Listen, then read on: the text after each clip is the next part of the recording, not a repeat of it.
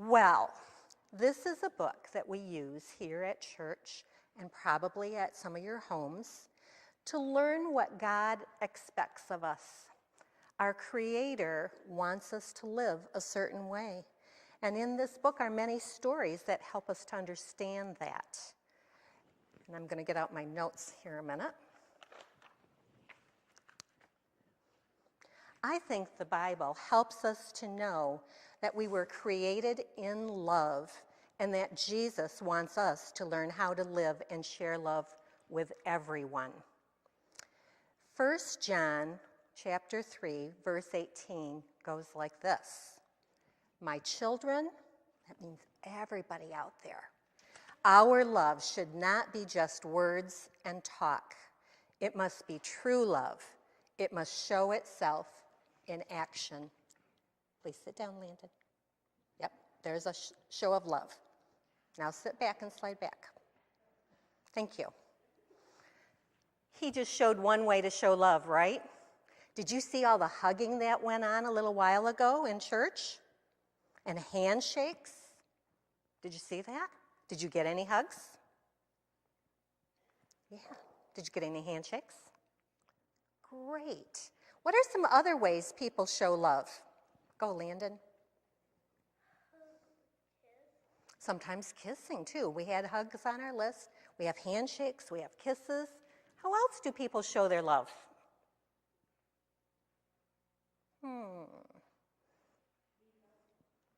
What did you say, Jan? Be helpful. Yay, that's a good idea, isn't it? Those are great ideas. Do you think you or any of you can change the world with your actions? Do you think you can change the world? No, Delaney's eyes are about this big, and she's going, no way. Well, I have a story to share with you about an ordinary girl who did change the world. Listen and see if you can tell why I think her story might help us to be better Christians. The book is called Ordinary Mary's Extraordinary Deed, and it's by Emily Pearson. But we better talk about a couple of words before I start reading. Ordinary. What do you think that means? It's an ordinary day. It's an ordinary girl, an ordinary boy, an ordinary meal. Anybody? Ordinary. What, Ramona? Everyday, usual, unremarkable, not special. That sound okay? That's what ordinary means. Ordinary Mary, just regular Mary. But then it says it was her extraordinary deed.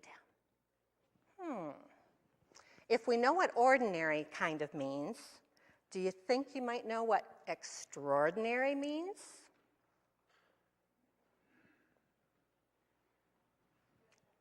Special, good. Spectacular, oh, I like those words, yeah. Awesome, exceptional, remarkable.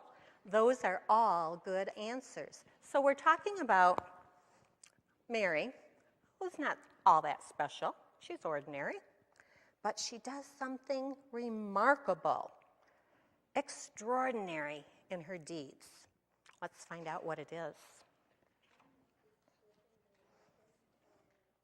Oh, you already know the book?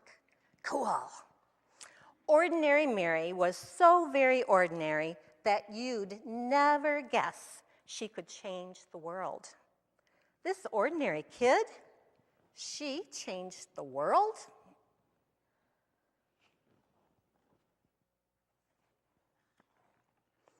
One ordinary day, skipping on her way from her ordinary school to her ordinary house, she passed an ordinary vacant lot filled with ordinary bushes growing ordinary berries, ordinary blue and juicy, luscious, lovely blueberries.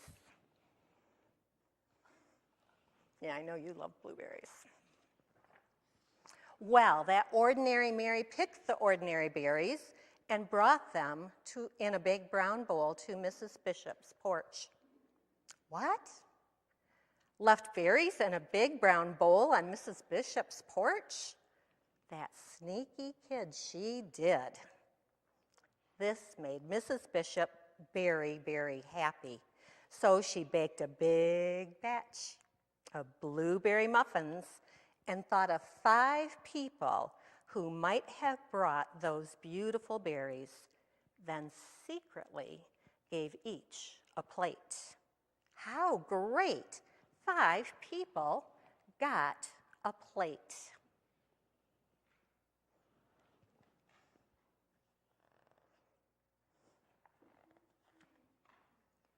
One of those 5 was her paper boy, Billy Parker. And when Billy saw his name on a note in the driveway on a plate, he quickly parked his bike and ate every crumb.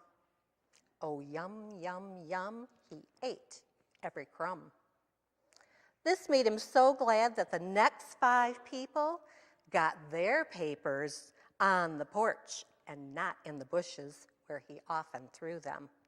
In fact, they were handed right to them. One of those 5 was Mr. Stevens, who was so amazed that he smiled for 10 hours on the airplane, then said to 5 different people who had heavy bags, "Here, let me help you." He still smiled, and they did too.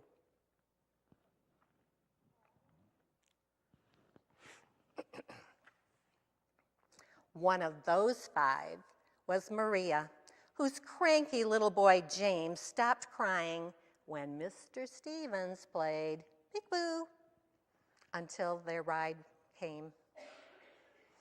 When he waved goodbye, Maria exclaimed, "How strange that a stranger would be so sweet." And the next day, when she was out shopping, once, twice, 5 times, she did something nice for 5 different people, 5 times without stopping.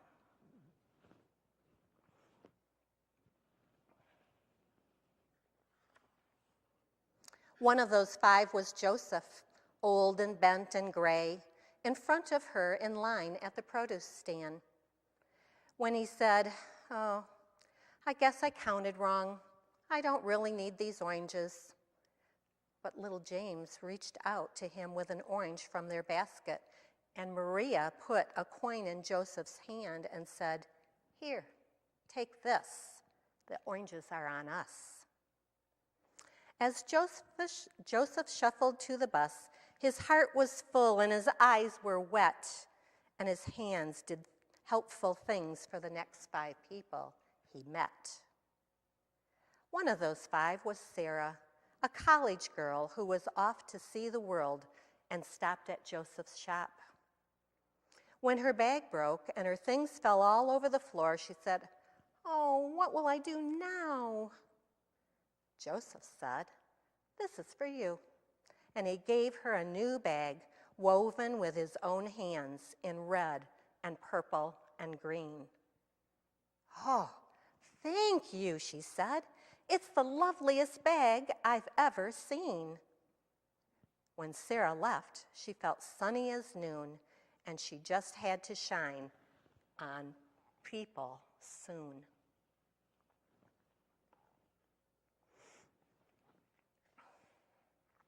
One of those 5 was Sophia, whom she met on a boat, looking like the world might end, looking like someone without a friend. "What beautiful blue eyes you have," Sarah said, "and they're just the color of the flowers in your lovely dress." "Yes?" said Sophia. "Oh, yes," said Sarah. The beautiful blue eyes shed a happy tear, and when the boat trip was through, Sophia called 5 people to make them happy too. One of those 5 was Tom, her son, the doctor, who was having a very hard day.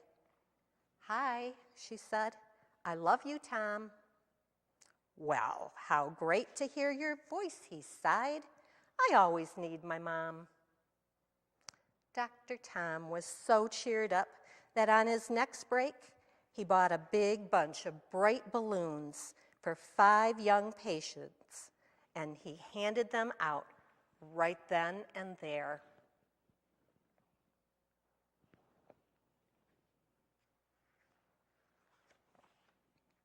One of those 5 was Peter, a little boy who went home from the hospital that very day.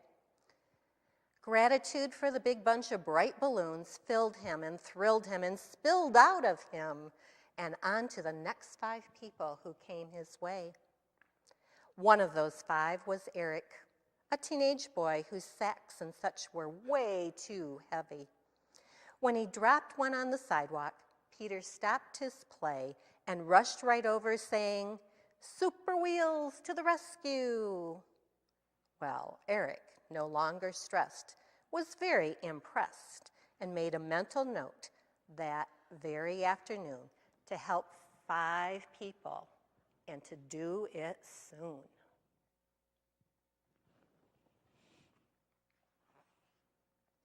One of those 5s was Di, his 10-year-old sister, who didn't have many friends and was painfully shy. When Eric said, "Hey, sis, want to come to the park and learn how to ride my skateboard?" she looked at him wide-eyed. "Serious?" she cried. "Sure," he said. And because of her brother, Di decided maybe she could be a friend to another 5 others.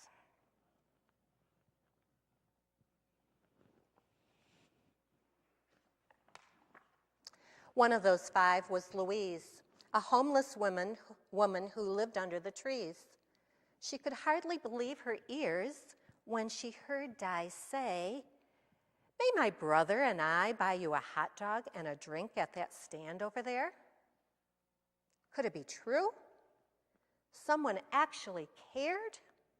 Cared enough to give her food and a smiley face ring that was practically new? Louise was so pleased that she decided that even though she had nothing, she would find 5 others and give them something. One of those 5 was Mr. Taylor, who lost his wallet in the park. Louise found it, full of 5s, 10s, and 20s. Oh, what she could do with all that money! But she found his name and called his home, and over he came. He was so impressed that she was honest in spite of being poor that he offered her a job in his store and vowed to do something generous for 5 people or more.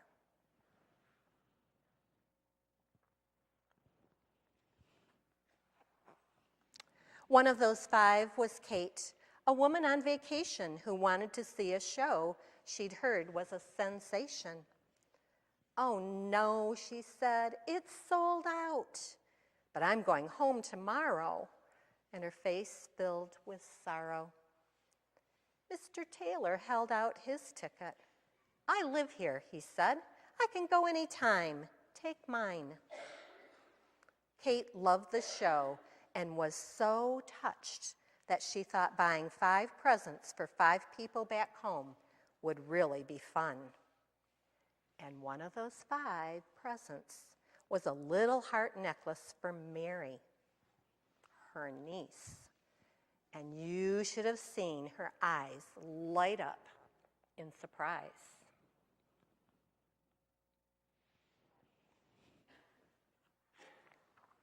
Mary?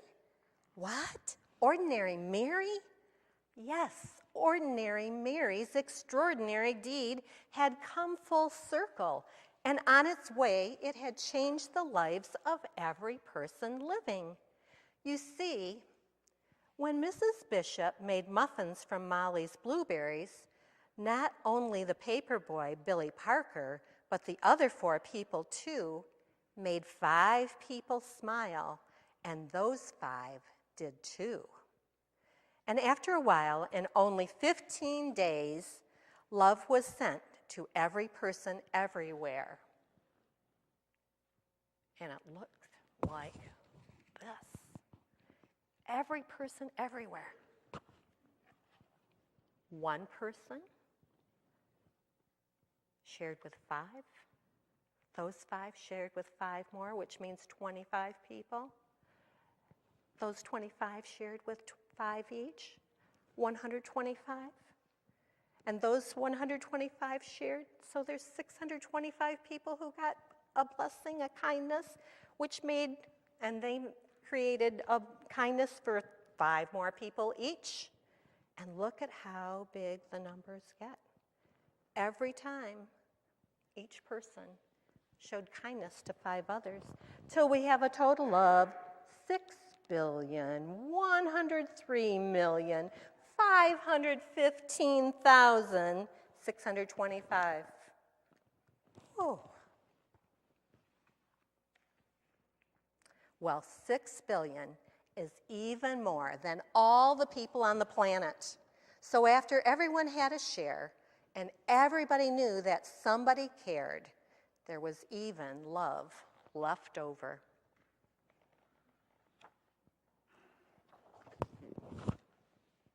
The world was changed, and thousands and millions and billions agreed it was all because one ordinary day, ordinary Mary, a perfectly, ordinary, stunningly, earth-shakingly, had done an ordinary, stunningly, earth-shaking, totally extraordinary deed.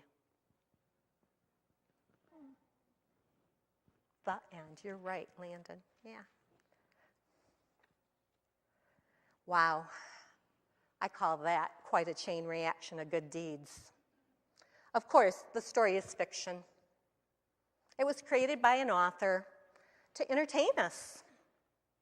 But I think maybe Emily Pearson, that author, also wanted us to know that kindness is contagious. It gets passed on and on and on. Some of the characters in the story were young children. Some were adults. But they all did. What did they all do? Delaney, what do you think they all did? They shared with the people. They did something nice for someone else, for 5 someone else. That's a lot like our Bible verse today. My children, our love should not be just words and talk. It must be true love. It must show itself in action. As a church community, when we pray for others or collect food for Flat River Outreach or send cards to the sick or serve meals at Open Table or help those students at Homework Club, we're working on showing our love. We're using our actions to speak our love. We do these things and more because the Bible helps us to know how God wants us to live. Well, I have something to help you remember that. It's a number 5, and it has the Bible verse noted on it, where you can find it anyway in the Bible. And I want you each to have one, and I want you to pass out to everybody out there so they can have one too, to remember that in our story today, one person did something kind. Sit down, please. And shared with 5 more, and it kept going and going. Love keeps going.